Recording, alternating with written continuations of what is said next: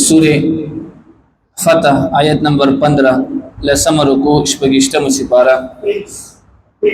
صفحہ نمبر 35.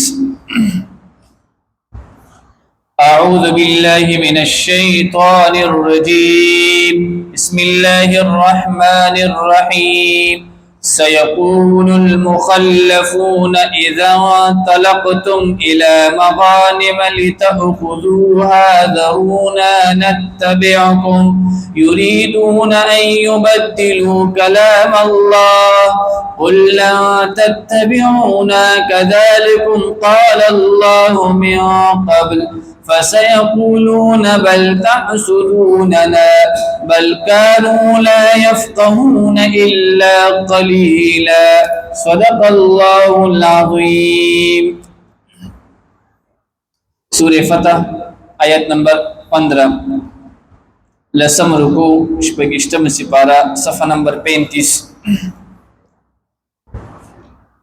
تاسو لیاد شي د حدیبیه صلح حدیبیه چې نبی صلی الله علیه وسلم د عمره په سفر باندې مکی معظمه لتلو او د حدیبیه په مقام کې د مکی کافرانو نبی صلی الله علیه وسلم د عمره نه منی کړو.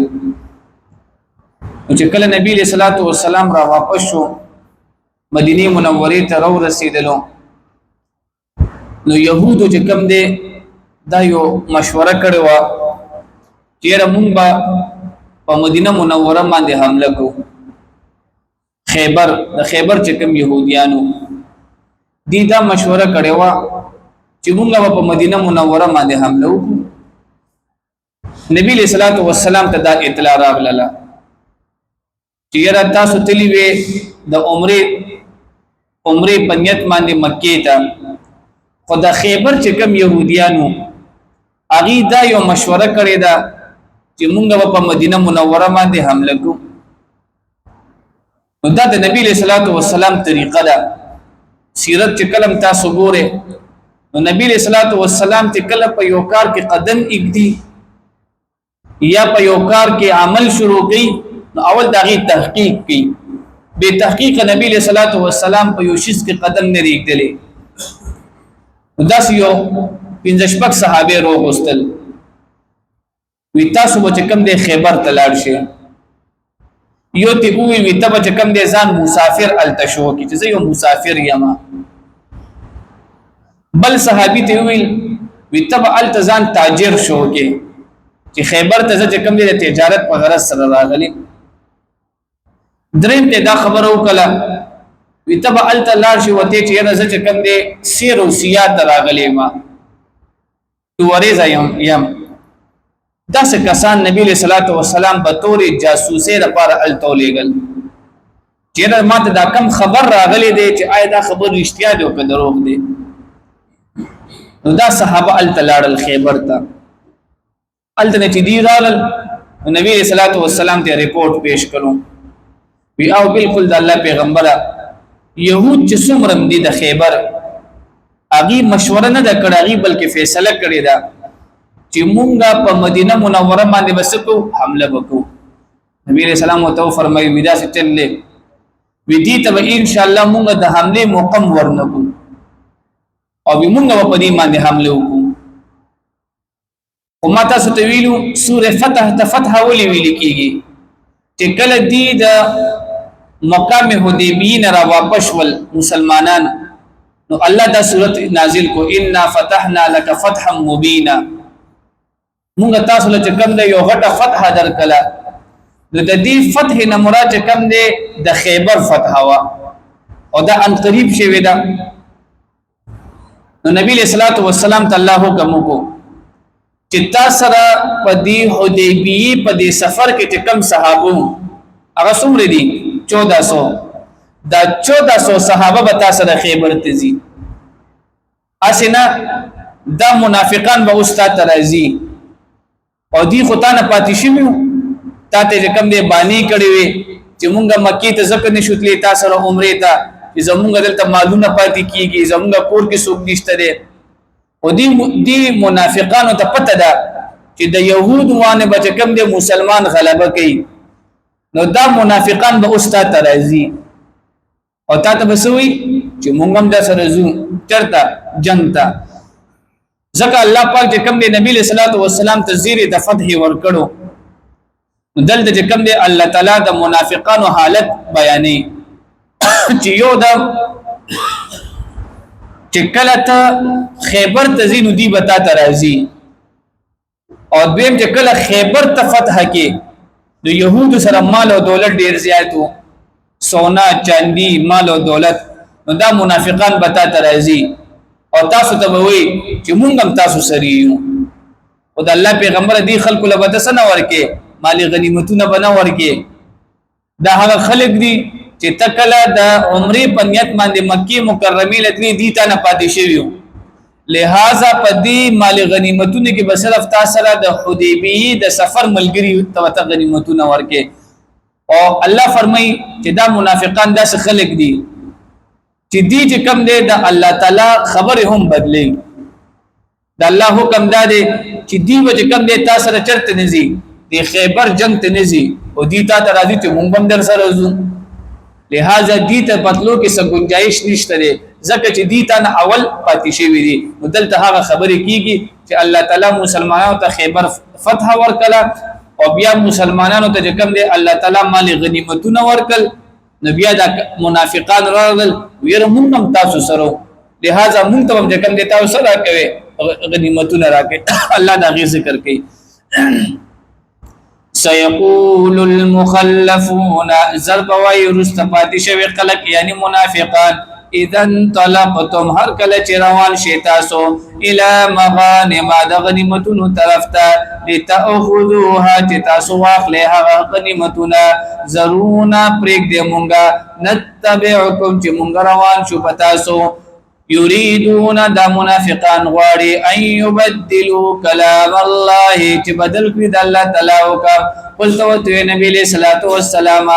لن تتبعونا هیڅ کله به پیروي نه کوي تاسو زمونږه کذالکم هم د شانتي قال الله من قبل والله فرمای الذين روان دي فسيقولون پس دوی بوای بل تحسدوننا تنبل کی تاسو حسد کوي مون سره بل كانوا لا يفقهون الا قليلا بلکې دوی نه پوهیدل الا قليلا مغلق قلت وتي نبي عليه الصلاه والسلام للمخلفين رستفات شوتا من الاعراب لبعض خلقنا ستدعون الى قوم دي ضربتا سراوبل لشي قوم طرفتا اولي باس شديد جنگ کې ډیر سخت دي تقاتلونهم جنگ بکوي تاسو اغي سرا او يسلمون يا باغي اسلام قبول کړي فان تطيعوا يؤتكم الله اجرا حسنا بیا کچرته تاسو حکم ومنلو نو دربکی الله تاسو ته اجر حسنا نیک وان تتولوا او کچرته تاسو مخواړوي کما توليتم لك څنګه تاسو مخاړولې من قبل الذين روان دي يعذبكم عذابا اليما دي عذاب در کې الله تعالی تاسو ته عذاب درناک ليس على الاعمى حرج ولا على الارج حرج الله دلته کوم دي جهاد د پر اصول بیانې جهاد تبکم کسان نزي نمبر 1 رون سره تک پرون سره چې کوم دي هغه په جهاد کې پاغه باندې سکے هغه خولته د خپل د خدمت محتاج دي اور دویم چې کوم دی شل سړی شل بمزان سره جهاد ته نه بوزي او دریم چې کوم دی مریض یو سړی داسې دی مریض دی شل نه دی ړوند نه دی خو مریض دی دا درې کسان مجرد نه زی جهاد ته بنزي او تاسو چې کله د صحابو سیرت ګوره نو عبد الله ابن مکتوم رضی الله تعالی عنہ دا چې کوم دی یو ړوند صحابي دی او عبس وتولى ان جاءه الاعمى وما يدريك لعله يزكى دا سورت هم د عبد الله ابن مکتوم مبارک نازل شوی دی دا یوړون صحابي دی یو ځل داسې د نبی له صلوات و سلام سره کافران ناستو نبی له صلوات و سلام ول دعوت ورکولو دي کې دا عبد الله ابن مکتوم دا سره دن نشو روندو او داسې د کافرانو په دې اوبو باندې داسې ټوپونه اول وی یا محمد یا محمد علمني اے محمد ما ته کوم دی فلانکی سبق وخایا. نبی علیہ السلام داسې د تندې داسې لګي راواچولو چیرې دا ټول غټ سرداران ما سره ناشتي او څونه په مشکله ما را جمع کړی دي او دې داسې راغللو صرف نبی علیہ الصلوۃ والسلام دا تندې داسې راواچولو. الله رب العزت د دې صحابي سره دون مینه د مکمل سورته نازل کو وی عبس وتولى. الله پیغمبر ته چې کوم د عبد الله ابن مکتوم نه مخ واړولو او تندې دې تریو کو ان جاءه الاعمى. په دې خبره باندې چې ورون سړی ته تراغلو دا د دې صحابه فضیلت ته چې الله تعالی د نبی له صلوات و سلام ته د چا فضیلت د صحابي چې دا دونه غټه خبره نه ده. دا خړ پر خلق د دې د ودی اسلام مخ کې تللی دي کتا سره دا کافران ناشتي د یو څو منټو د پر دا دونه غټه خبره نه ده. د عبد الله ابن مکتوم دا ډیر غټ سړی دی ابس وتولى ان جاء الاعمى. نو دا صحابي چې کوم دی دلته په دې آیت کې سوې الله چړون به کوم دی چرته نزي jihad ته بنزي. صحابه چې کوم دی یو jihad تتل د عبد الله ابن مکتوم راغلو چرته رواني پیر موږ یو jihad ته زوم وسبم در سره زم. صحابه وتوي سه ته په خپل پسترګو معذوري موږ به دا باندې ته سکو ویزه چې کوم دی ګوره jihad نشم کولی خو تاسو ته بل ته جمع در کومه امامت وزا کوما او چې کله تاسو جنگ ته اوځئ کنه ویزه به دعاګانې غواړم یا الله دې سره امداد وکړي دې سره دا وکړي. صاحب ډیره خبره ده. دا عبد الله ابن مکتوم ځان سره بوتللو سحر ټیمو د تاسو کلو ودا زمونږ چې کم دي کافران مد مقابل چرته ناشتي وی داسې بالکل مخامخ ناشتي خوي په لاره کې کم دي سلوړه جوړه شته دي روم دی کنه صاحب وته ویني بالکل سیده صفا زیده خوي دا جنډه چا سره ده نو دا به د علامتو چې چا سره به کم دي جنډه وا نو دا به کمانډرو نو دا کمانډر به په کم ډایرکشن باندې تلو دا ټول به وسیتل وی جنډه د چا سره ده ویره جنډه چا سره ده وی مال جنډه را کې جنډه دا سونی ولا نو دا چې کم دی د کافرانو د طرف ته دا سه منډه کلا چې منډه کلا نو دا شاته وبس چې کم دی ملګرو ور منډه کلا صحابه دا چغي والی وی دا عبد الله ابن مکتوم ګورې ورون دی چرته را پرونزي او چغه وهلي ویدل سوق zarar کو نه رسي نو مخامخ کم دي کافران ناشتوغي چوکه تلغيلي بدق دي رامان دي راغلل پس هغه کم دي دیزه کې واپس تختیدلی دي نو په دیزه کې کم دي د کافرانو د صحابه خپل منځ کې جنگ نه دی شوی هم مال غنیمتونه د صحابه ته پاتې شوی دي دا د چا د وجه د عبد الله ابن مکتوم د وجه منډه کله کنه ویزه کافر طرف ته ور منډه کله